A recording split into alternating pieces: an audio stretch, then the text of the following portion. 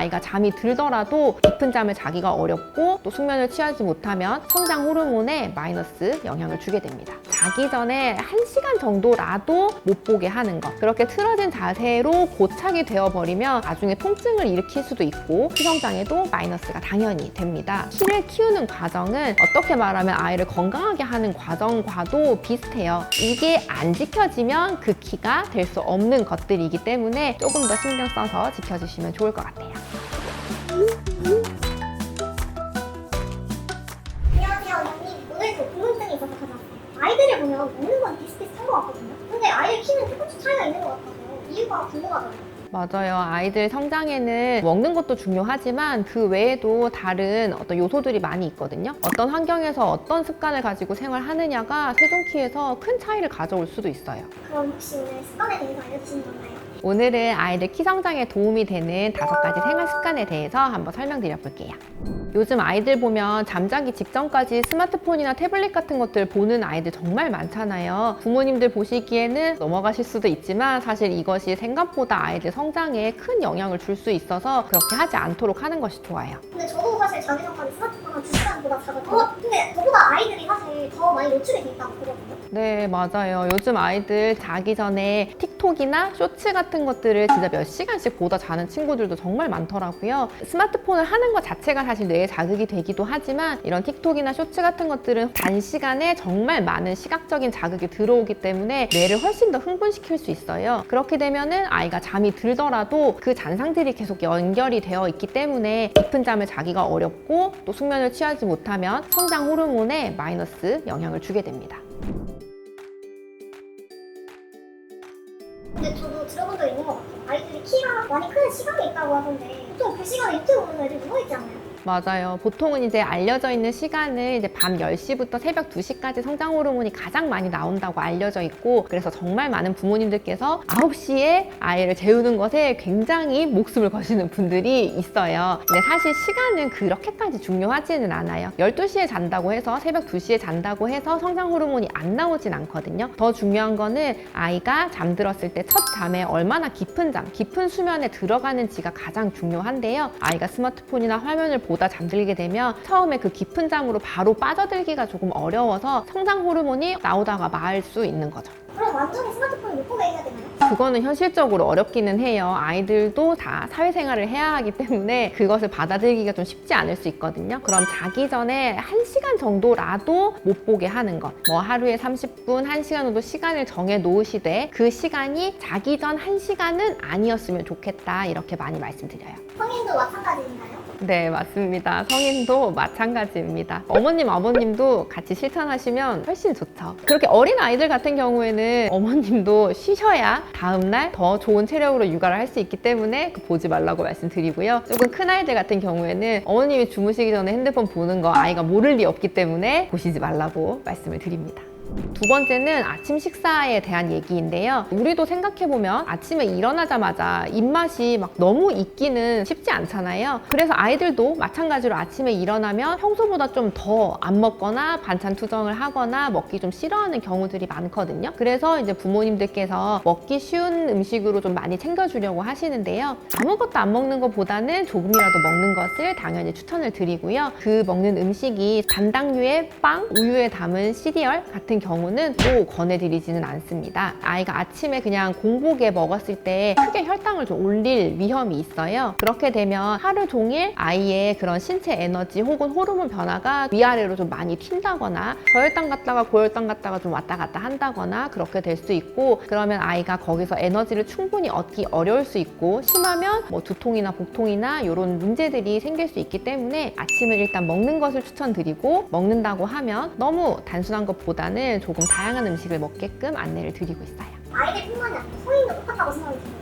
사실 아이의 키 성장을 위한 이 5가지 습관은요, 건강을 위한 5가지 습관이랑 마찬가지고요. 건강해지는 길은 아이고 성인이고 사실 다르지 않아요. 아침 식사도 조금 더 신경 써서 챙겨주시면 좋을 것 같기는 한데요. 이렇게 또 말씀드리면은 약간 아침에 대해서 부담스러우실 수 있잖아요. 근데 아침 식사가 꼭 밥과 반찬과 국이 다 준비될 필요는 없어요. 아이가 만약에 밥은 싫어하고 빵만 좋아한다고 하면 빵을 제공하시는 것도 괜찮거든요. 근데 그 빵이 밀가루 위주의 빵이 아니라 다양한 것이 들어간 빵이면 훨씬 좋고, 당류만, 탄수화물만 먹는 것보다는 계란이라든지 두부라든지 단백질류를 조금 섞어주시는 정도만 해도 훨씬 더 풍성한 식사가 될 수 있습니다.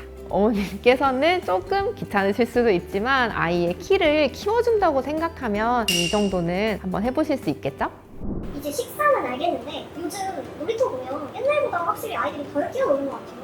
맞아요. 요새 놀이터 가면 애들이 정말 없어요. 사실 아이가 키 성장을 하기 위해서는 적당한 활동량이 정말 중요하거든요. 근데 요즘 아이들 보면 뭐 학교 갔다 오거나 학원 갔다 온 이후에 그냥 집에 앉아서 TV를 본다거나 뭐 태블릿을 본다거나 그냥 앉아서 생활하는 경우가 정말 많아요. 이렇게 되면 몸을 자극하는, 그러니까 성장판을 자극하거나 혹은 이제 근골격계의 성장을 자극하는 힘이 줄어들기 때문에 당연히 성장에는 마이너스가 될 수 있고요. 또 계속 이렇게 앉아서만 생활하다 보면 결국에는 아이의 체력이 떨어져요. 우리가 운동을 하는 이유는 체력을 키우려고 하는 것도 있잖아요. 활동을 해야 근골격계에 힘이 붙고 체력이 올라가는데 그런 부분들이 잘 안 되다 보면 더 활동을 안 하게 되고 피곤하니까, 그러면 더 성장 에너지는 부족해지고 이런 악순환이 들어갈 수도 있어요. 근데 운동을 잘 못하는 아이들도 있잖아요. 그런 아이들은 어떻게 해야 될까요?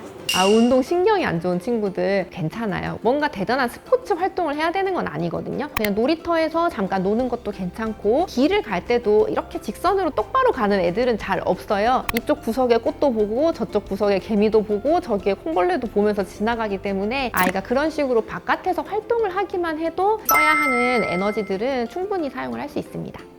원장님, 그것도 방학이잖아요.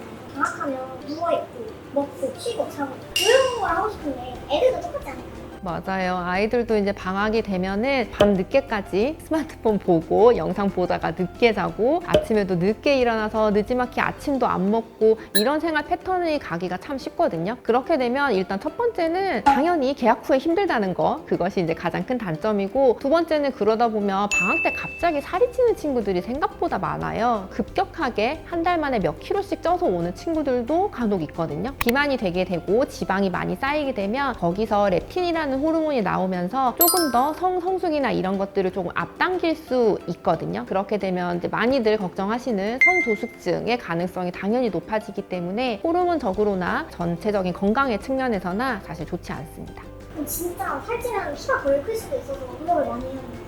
방학이면? 네, 맞아요. 조금 의식적으로 활동을 좀 시켜주시는 게 좋기는 하고요. 방학 때도 가능하면 어느 정도 좀 스케줄을 맞춰주시는 게 좋아요. 방학이라고 일정이 없으니까 너무 늘어져 있는 것보다는 나름대로의 어떤 생활 계획표를 작성을 해주시고 그 안에서 아이가 활동을 하고 정량을 잘 먹을 수 있는 것들, 그런 생활 습관도 잡아주시면 좋고요. 아이의 체중이 조금 걱정이시라면 간식이 너무 풍족하게 있는 것은 좋지 않아요. 그러면 아무래도 꺼내 먹기가 너무 쉬우니까 먹지 않았으면 하는 그런 간식들은 아예 치워두시고, 그런 것들을 먹고 싶다고 할 때는 조금 힘들게 날이 더운데 밖에까지 가서 딱 하나만 사서 그것만 먹을 수 있게끔 해주시면 조금 더 도움이 될 것 같습니다. 애들이 밤 10시에 와서 학원을 가잖아요. 그러다 보니 식사를 못 챙기고 대부분 다 편의점에서 삼각김밥이라던가 라면을 때운단 말이죠. 방학 때가 더 식사를 못 챙기는 것 같아요.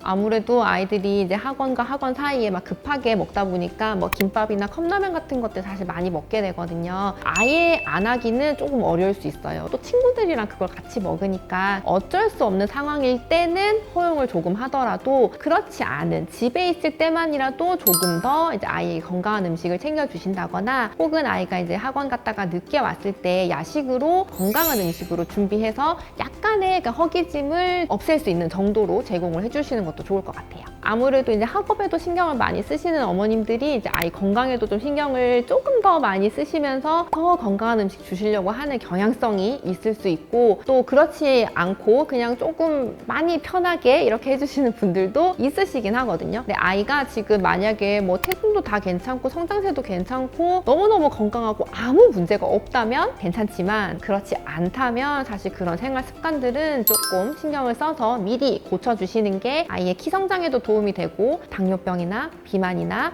고혈압 같은 대사질환을 예방하는 데도 도움이 됩니다.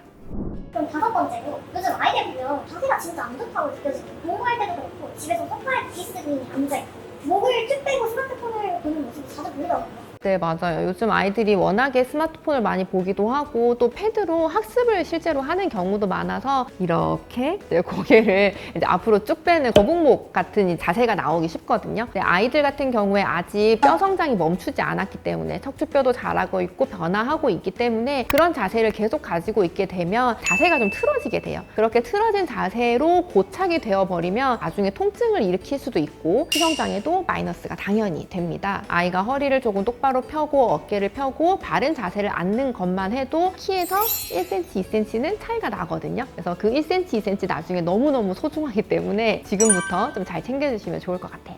그러면 조금 더 자세하게 아이들의 좋은 자세 한번 알려주실 수 있을까요?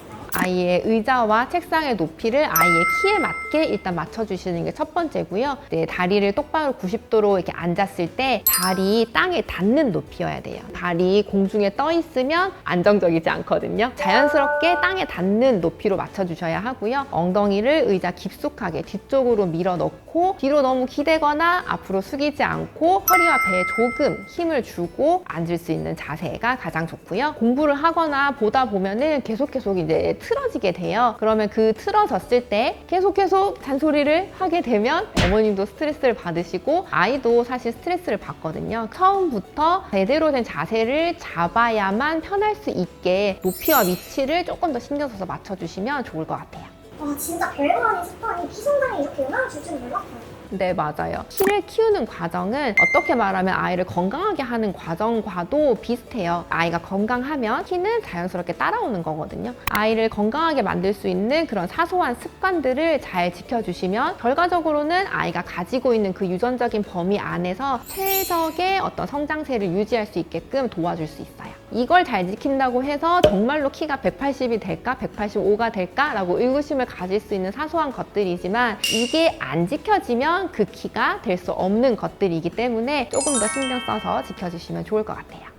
오늘 영상에서 말씀드린 내용이 어떤 부모님들께 너무 부담으로 다가가지 않았으면 하는 것이 저의 개인적인 바람이고요. 너무 거창한 것을 꼭 해야 된다기보다는 조금 더 기본적인 것들을 잘 지켜나가는 게 아이의 키 성장과 건강에 도움이 된다는 거 꼭 기억해 주셨으면 좋겠습니다. 오늘 영상도 도움이 되셨으면 구독, 좋아요, 알림 설정 꼭 부탁드려요. 감사합니다.